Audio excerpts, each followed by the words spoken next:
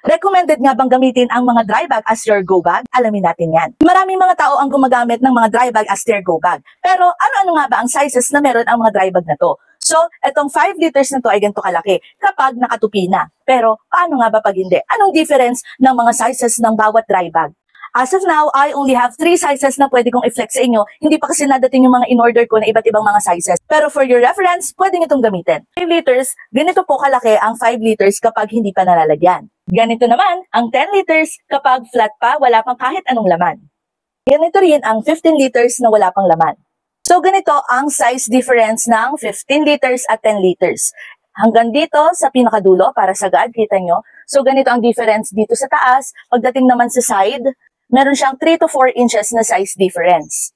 Pagdating naman sa 5 liters, ganito po ang kanilang difference. So pagdating sa taas, ganyan siya kalaki. Mga nasa 5 inches yan. Pero pagdating sa side, wala naman siyang pinagkaiba. As in, same lang po yung lapad ng 5 liters at 10 liters. Hindi pa nadating yung 20 liters at 30 liters ko. Kaya for now, ayan muna ang inyong size reference. So, ang question, pwede nga bang gamitin or recommended bang gamitin ang mga dry bag as your go bag? Yes, opo, lalo na kung ang inyong area meron or madalas na binabaha. Dahil ang ating mga dry bag, ito po ay waterproof. Napakatibay ng kanyang pinaka-material.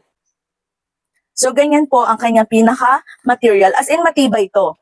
At ang ating mga go bag, hindi lang naman yan mainly para sa earthquake. Pwede natin gamitin ang ating dry bag or emergency bag or go bag o kung ano man tawag nyo dyan sa bag na yan. Pwede yan sa earthquake, pwede sa fire, pwede sa bagyo, pwede sa baha at iba't iba pang mga natural calamities or kung need nyo nang mag-evacuate at kung ano pa. Kaya recommended din naman na gamitin ang dry bag as your go bag. So ang matagal ko na kasi talaga na dry bag is itong 15 liters at itong 5 liters. So ilang taon na to sa akin, nagamit ko na to sa kahit anong mga island hopping, mga beach hopping, ayan. So gamit ko na po to, nagkaskas na to sa mga seashore na merong madaming bato at hindi siya naputas. So talaga namang okay na okay tong gawing go bag. So ayan, i-check nyo yung yellow basket kasi nagkakandaubusan na ilang beses na ako nag-live pero yung mga murang mga dry bag at yung mga napakarami pang stock ay talaga namang na-sold out na. Kaya yung nandyan po sa yellow basket, as of today, October 15, yan na lang yung mga available at okay na prices ng mga dry bag. So ngayon pa lang, make sure na mag-check out na kayo kasi pataas na pataas po ang presyo ng dry bag dahil again, supply and demand. Maraming naghahanap